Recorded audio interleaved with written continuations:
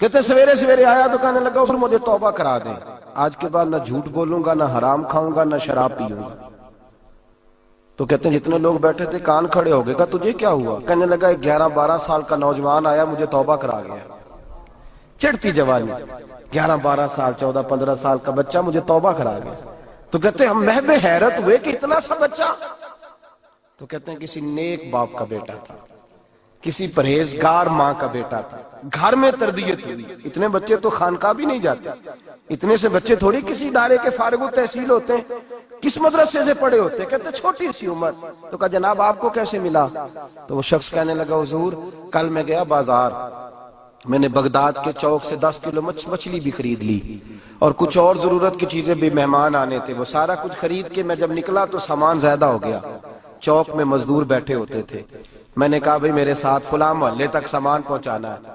وہ بچہ کہنے لگا چچا اگر میں چلوں تو، میں نے اس کو ایڈریس وغیرہ بتلایا تو 3 دینار مزدوری طے ہو گئی سامان گھر پہنچانے کی۔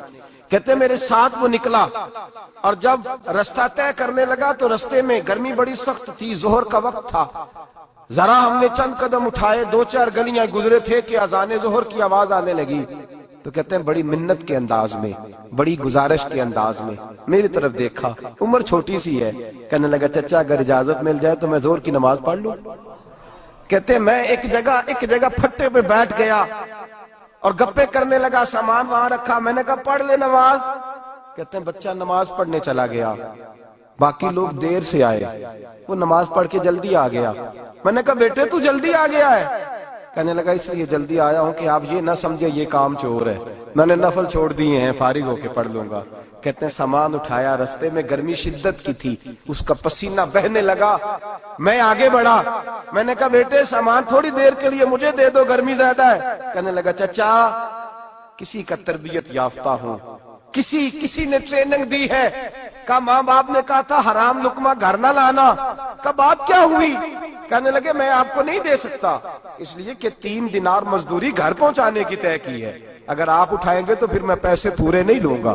دامان نے توکل کی، یہ خوبی ہے کہ اس پر پیبند لگے ہوتے پر دھبے نہیں ہوتے، میں پھر مزدوری پوری نہیں لوں گا، پیسے کم لوں گا۔ کہتے ہیں میں محو حیرت ہو گیا، اس جوان کی بات نے میرے سارے وجود تھر تھر کبا ڈالا کہ اس دور میں اس قسم کے لوگ۔ کہتے ہیں گھر لے گیا اس کو، میں سامان رکھا، میں نے کہا تم یہاں ٹھہرو میں 3 دینار مزدوری لاتا ہوں۔ کہتے ہیں پیسے لینے گیا تو بیوی کو بتایا بڑا نیک ہے، بڑا پرہیزگار جوان ہے، کہنے لگی روٹی پکی ہوئی ہے، اسے کہو دوپہر کا کھانا کھا لے۔ کہتے ہیں میں باہر گیا، 3 دینار تھمائے، میں نے کہا بیٹے ایک بات مانو گے؟ تو کہتے ہیں 3 دینار دے کے کہنے لگا اب تو آپ مالک ہو گئے، میں نے نمک کھا لیا ہے، اب تو ہر بات مانوں گا، اصلہ نال جے نیکی کریے نسلہ تاک نہیں بھول دے، میں اب ہر بات مانوں گا۔ تو میں نے کہا دوپہر کا کھانا کھا لو۔ کہتے ہیں اس کی گردن جھک گئی اور بڑے دھیمے لہجے میں کہنے لگا میں نہیں کھا سکتا، میں نے روزہ رکھا ہوا ہے، روزہ رکھا ہوا ہے، نفلی روزہ رکھا ہوا ہے۔ کہتے ہیں میں اور پریشان ہوا، میں نے فوری طور پہ سوال کیا کہ اب تو کدھر جائے گا؟ تو کہنے لگا اب میں کہیں نہیں جاؤں گا، میرے 1 دن کا خرچہ میرے ماں باپ نے جو ڈیوٹی لگائی ہے وہ 3 دینار ہے، پورا ہو گیا ہے، اب میں باقی جو وقت بچے گا یا قرآن پاک کی تلاوت کروں گا یا محمد عربی پہ درود و سلام پڑھوں گا، میں اب کوئی اور کام نہیں کروں گا۔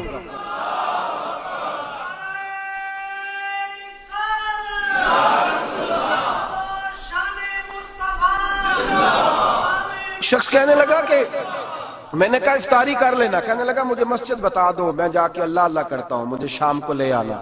افطاری ہمارے ساتھ اس کی طے ہو گئی، مسجد چلا گیا، مغرب بعد لینے گیا تو کہنے لگا عشاء کے بعد آنا، اب تو میں نے پانی سے افطار کر لیا، کھانا کھانے جاؤں گا تو جماعت رہ جائے گی۔ کہتے ہیں عشاء کے بعد میں لایا، اس کو کھانا کھلایا، رات گہری ہو گئی تو میں نے کہا تو سو نہیں جاتا؟ کہنے لگا کوئی عرض نہیں، کبھی دور مزدوری کرنے نکل جاؤں تو رہ بھی جاتا ہوں، گھر والوں کو پتا ہے۔ کہتے میں نے مسافر خانہ کھولا، یوں سمجھیے ڈرائنگ روم، بیٹھک میں نے کھولی، اس کو سلا دیا، میں اور میری بیوی اپنی معذور بیٹی کو روٹی دینے گئے اور ہم نے جا کے اس کو کھانا کھلایا جو ٹانگوں سے معذور تھی، اور ساتھ کہا کہ بیٹی آج بڑا پرہیزگار جوان ہمارا مہمان ہے، آج چڑھتی جوانی اور تقوی کی روشنی اس کے چہرے سے چمکتی ہے، کیا بات ہے، بڑے ہی اچھے گھرانے کا تربیت یافتہ ہے۔ کہتے ہیں بچی کو کھانا کھلا کے لوٹے، अपने कमरे में सो गए, बेटी अपने कमरे में लेट गई। तरस गए थे कि बेटी कदमों पे चले। तहज्जुद का वक्त हुआ तो दरवाजे पे दस्तक हुई। बड़ी बेचैनी के साथ उठे मियां बीवी, कौन है? बेटी की आवाज आई, अब्बा जी दरवाजा जल्दी खोलें। कहते हैं कलेजे फटने लगे, जहन बिखरने लगे। सोचे हैं कि वो 2-1 मिनट हमारे ऊपर पहाड़ बनने लगे। दरवाजा खोला तो वो बेटी जिसके लिए तरस गए थे कभी चलेगी, वो अपनी टांगों पे खड़ी है। कभी दौड़ के उधर जाती, कभी दौड़ के इधर आती। बेटियां परेशानी का फोन कर दे तो फिर भी आंसू निकल आते हैं, और बेटी घर में खुशी आ जाए तो फिर भी माँ बाप रो के ही शुक्र अदा करते हैं। इनके लिए रोते ही रहते हैं। कहते मैं तड़प गया। बीवी भी रोने लगी, बेटे ये क्या हुआ?